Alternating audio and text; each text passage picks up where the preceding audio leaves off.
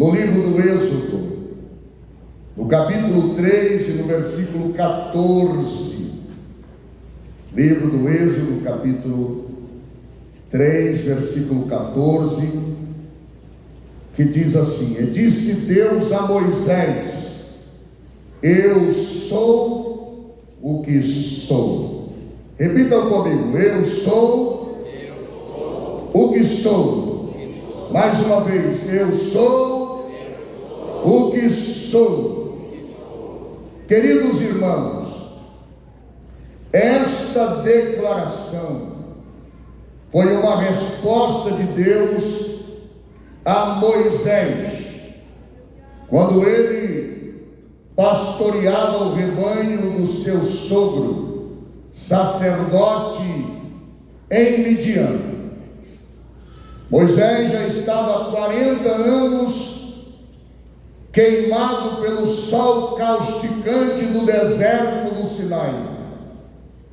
Depois de viver 40 anos dentro do palácio do Egito, preparado em toda a ciência do Egito, tudo que você possa imaginar em termos de preparação, Moisés foi preparado. O Egito da época era como se fosse os Estados Unidos hoje. Era o lugar da tecnologia da época, da ciência, das principais faculdades, ciência médica, engenharia, estratégia de guerra. Era o top das nações daquela época. Moisés foi preparado para ser o sucessor de Faraó, visto que o Faraó da época não tinha filho, tinha apenas uma filha, e esta filha adotou Moisés como seu filho. Aliás, o nome Moisés é um nome egípcio, não é o nome hebraico, é o nome egípcio, que significa tirado das águas. E ele foi preparado para ser o próximo faraó. 40 anos sendo preparado para assumir o trono do Egito. Mas um dia, visitando seus irmãos, percebeu um egípcio maltratando o hebreu. E ele sentiu a dor daquele hebreu e matou o egípcio. Enterrou o egípcio na areia. Mais tarde, quando ele estava visitando seus irmãos novamente, ele percebeu 2 hebreus brigando. E ele foi aconselhá-los: Por que vocês estão brigando? Vocês são irmãos, vocês não podem brigar. Então um deles disse: Queres tu matar-nos como mataste o egípcio? Ele então temeu que Faraó já soubesse daquele assassinato e procurasse tirar a sua vida. Fugiu para o deserto, o lugar mais remoto da época, e lá, mesmo sendo uma pessoa altamente preparada, que alcançou as posições mais elevadas da terra do Egito, ele foi aprender na escola de Deus durante 40 anos que ele não era ninguém e que ele precisava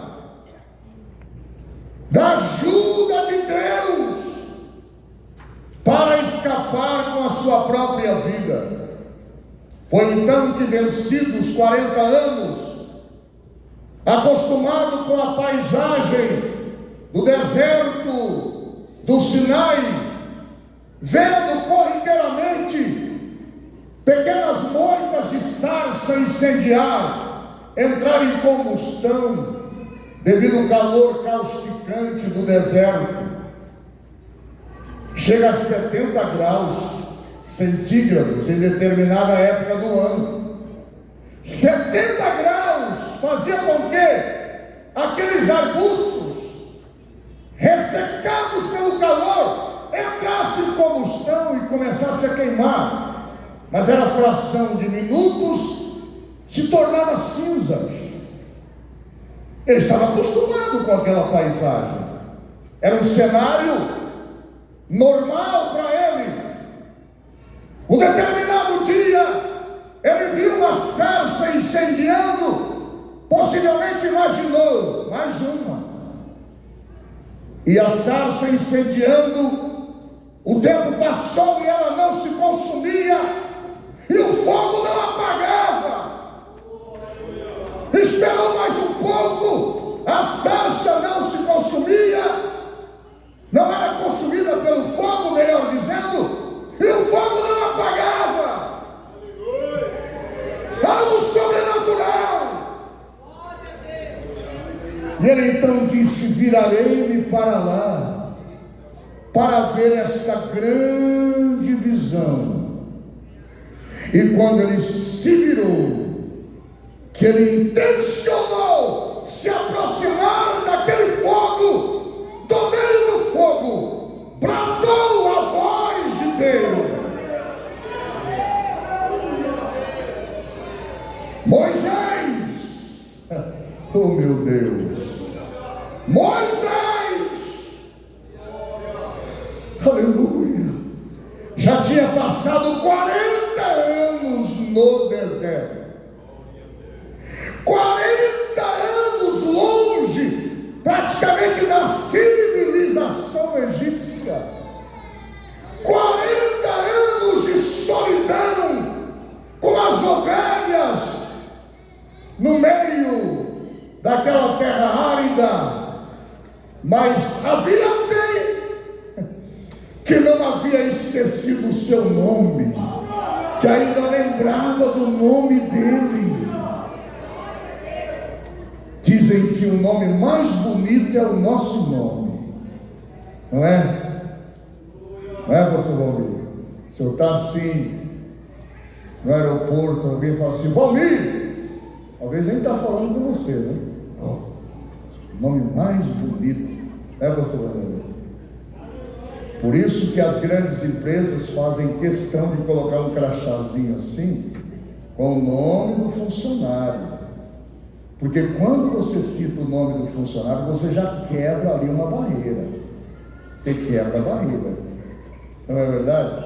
Citou o nome, você já rompeu a primeira barreira. Aí você já começa a entrar então no coração e chamar a atenção da pessoa. E o Senhor disse: Moisés, Moisés, tira as sandálias dos teus pés, porque o lugar que tu pisas é santo. Aleluia.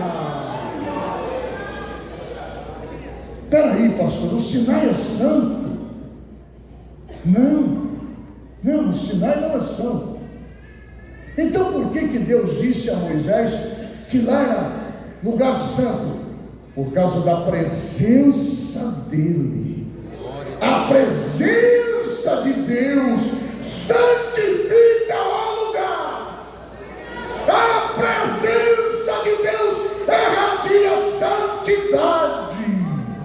Oh, glória a Deus, glória a Deus. Quando Deus resolve manifestar em determinado lugar, todo o ambiente é contagiado pela santidade de Deus. É por isso que os serafins cantam: Kadosh, Kadosh, Kadosh, Jeová de Sabaoth. Que em grego é Agius, Agius, Agius, Kyrios Sabaoth. Oh meu Deus! Porque onde Deus está, o lugar fica santo. Se Deus está na sua casa, a sua casa é santificada, o ambiente fica santo. E a santidade de Deus inibe a entrada de intrusos dentro da sua casa. Afasta o mal. Glória a Deus, glória a Deus, glória a Deus. Prova disso foi quando Josué estava ao pé de Jericó. O lugar era pagão, a cidade mais pecaminosa da época, mas de repente Josué teve uma visão. Apareceu ali um varão que é chamado de o anjo do Senhor. Quando aparece com o artigo, trata-se de uma teofania. Quando aparece sem o artigo, é um anjo. Embora anjo do Senhor é um anjo normal, mas quando aparece com o artigo, o anjo do Senhor, é uma teofania. E teofania é uma palavra grega composta por duas frações, theos e fanê.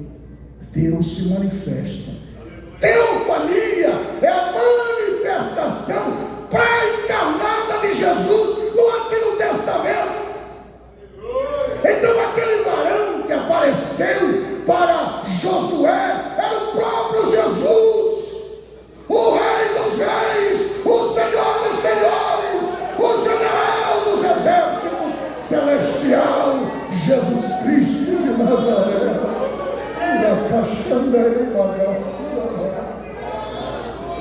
Aleluia.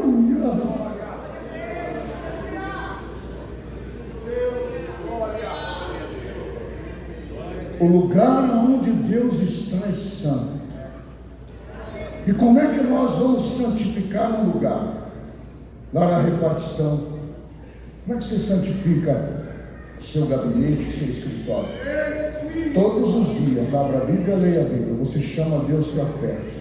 Todos os dias você canta louvores, você chama Deus para perto. Todos os dias você ora ali e vai santificando.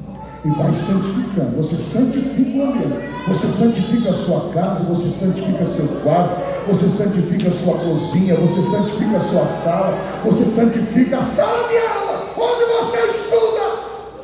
Aleluia! Porque a Bíblia diz que Deus habita onde, irmãos? No meio, mas no meio do que? Dos louvores. Louva, canta, ora, louva, canta. Oh meu Deus, a prisão de Filipos não suportou a presença do Deus Santo. As cadeias se abriram, os cárceres se romperam, porque a presença de Deus,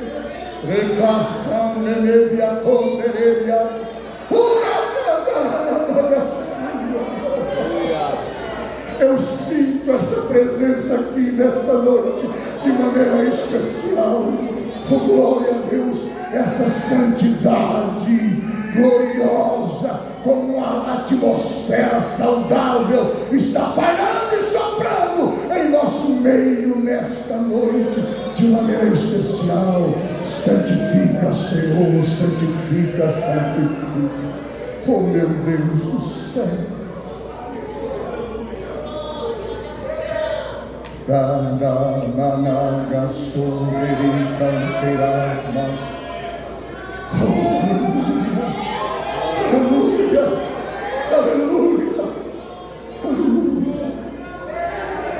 Oh, glória a Deus. Aleluia.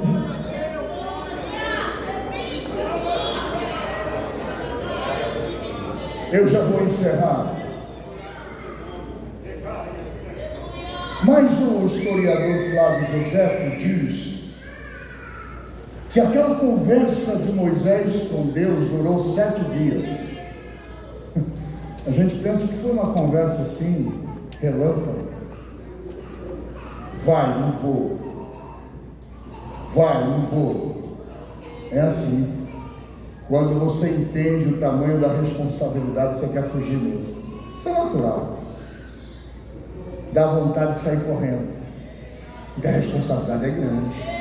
Aí você olha para o seu tamanho, você olha para os diplomas, oh não, isso aqui não vale nada, porque a responsabilidade transpassa qualquer tipo de capacitação humana. E você quer fugir, e você esconde, e você corre.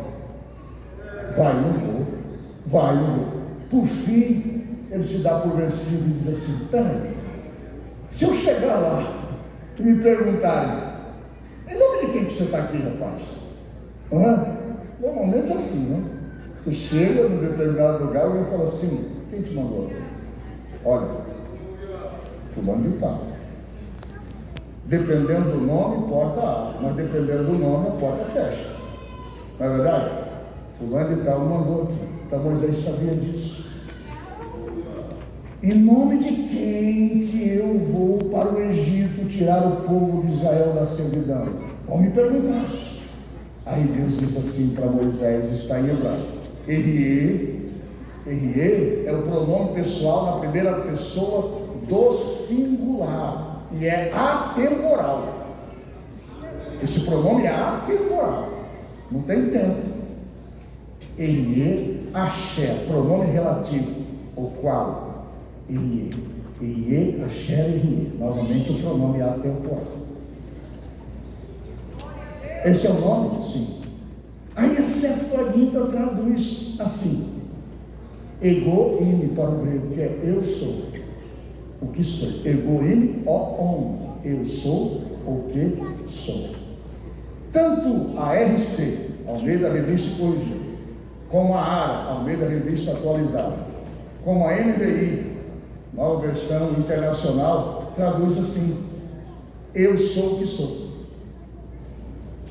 Então a tradução mais adequada de Erie, levando em consideração que a Septuaginta, que é a tradução para o grego, é a mais fiel, que traduziu eu sou o que sou. Então nós sabemos que a combinação do pronome eu com o verbo ser ou estar é a identidade de Deus. A Bíblia diz que os judeus queriam matar Jesus porque ele dizia eu sou. Eu sou, e os judeus procuravam matá-lo. E João registra 7 declarações de Jesus dizendo eu sou, se identificando como Deus da chama ardente do deserto do Sinai. Egoíme, eu sou o pão da vida. Egoíme, ortos, diz juiz. Vida, mas não bios. Bios é vida biológica, zois é vida eterna, vida de Deus, vida que vale a pena viver. Jesus é o grande eu sou. O que Jesus estava dizendo com essa declaração? Dizendo, está lembrando de Moisés na sarça ardente? Sabe quem falou naquele fogo? Eu falei naquele fogo. E aquele que falou na chama ardente do deserto do Sinai está aqui para falar conosco também. Está aqui nesta noite, aleluia. Oh, glória a Deus. Você pode glorificar o grande eu sou, o grande eu sou, o grande eu sou, o grande eu sou, o grande eu sou. Jesus é o grande eu sou. Louvado seja o nome do Senhor. Agradeço a oportunidade em nome de Jesus. Com a autorização do pastor Valmir, convido a todos a se colocarem em pé.